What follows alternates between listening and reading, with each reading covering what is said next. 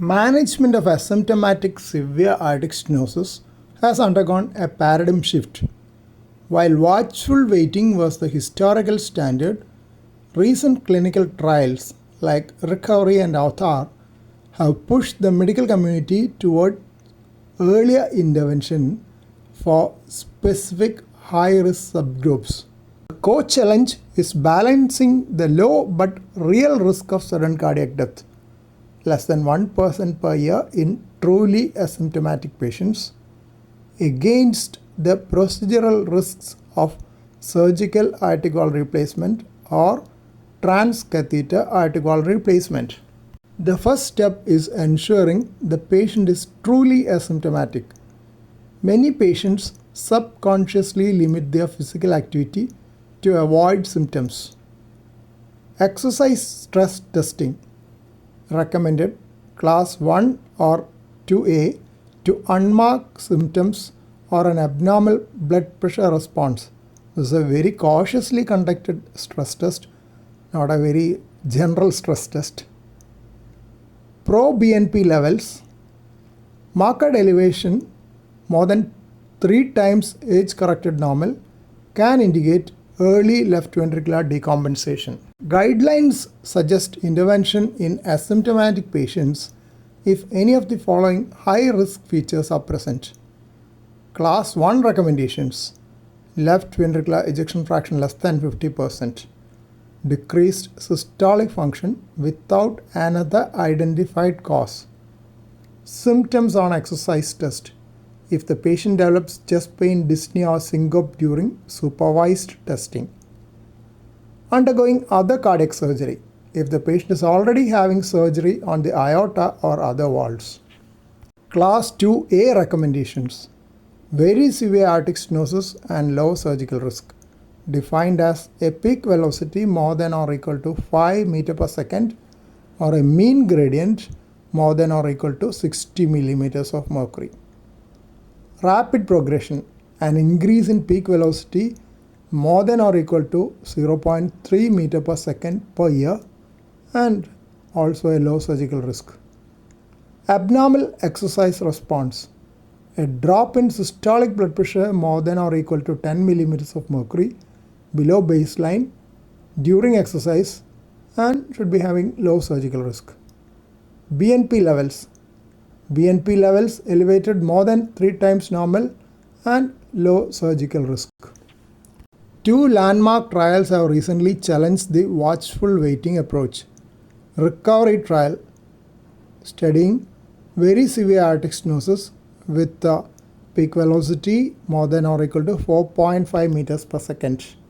Key finding is early surgery significantly reduced cardiovascular death compared to conservative care, 1% versus 15% at 6 years.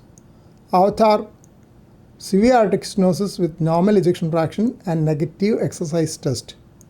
Early surgical AVR reduced the composite of death, myocardial infarction, stroke or hospitalization.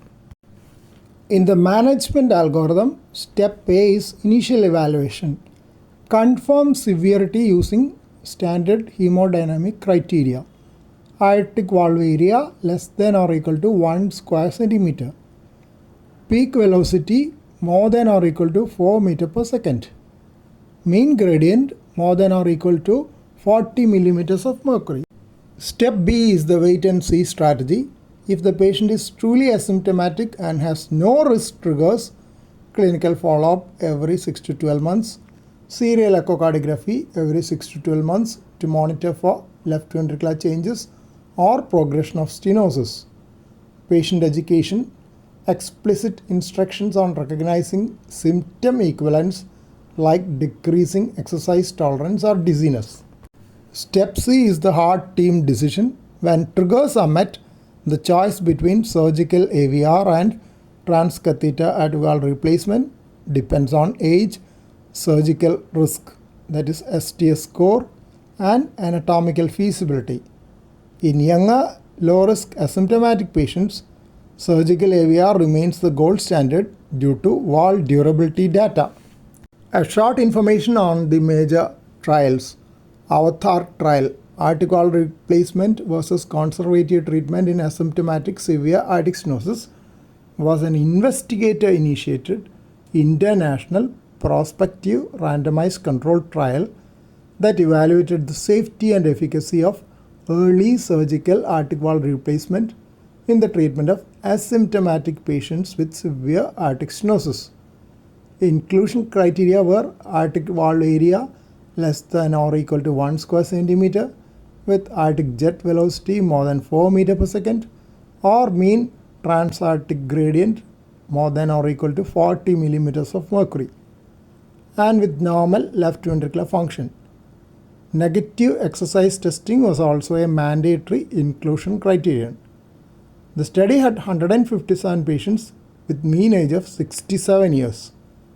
The study concluded that in asymptomatic patients with severe aortic stenosis, early surgery reduced a primary composite of all-cause death, acute myocardial infarction, stroke, or unplanned hospitalization for heart failure compared with conservative treatment. Next landmark trial was Recovery trial funded by the Korean Institute of Medicine and had 145 asymptomatic patients with very severe aortic stenosis defined as an aortic wall area of less than or equal to 0.75 square centimeters with either an aortic jet velocity of more than or equal to 4.5 meter per second or mean transaortic gradient of more than or equal to 50 millimeters of mercury. They were assigned to either early surgery or to conservative care according to the recommendations of current guidelines. The study concluded that among asymptomatic patients with very severe aortic stenosis, the incidence of the composite of operative mortality or death from cardiovascular causes during the follow-up period was significantly lower among those who underwent early aortic wall replacement surgery than among those who received conservative care.